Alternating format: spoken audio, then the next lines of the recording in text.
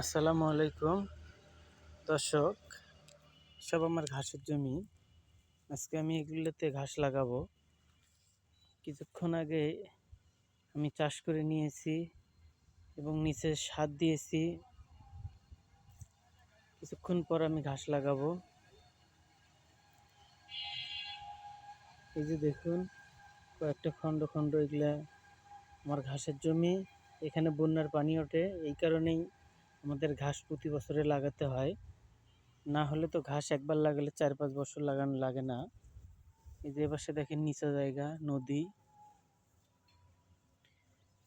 এই জন্যে আমাদের নদীর পাশে জমি বারবার আমাদের কাটতে হয় এবং নতুন করে আবার লাগাতে হয়। এই জমিগুলোতে পানি ওঠে, পানি ওঠার কারণে আমাদের ঘাস নষ্ট হয়ে যায়।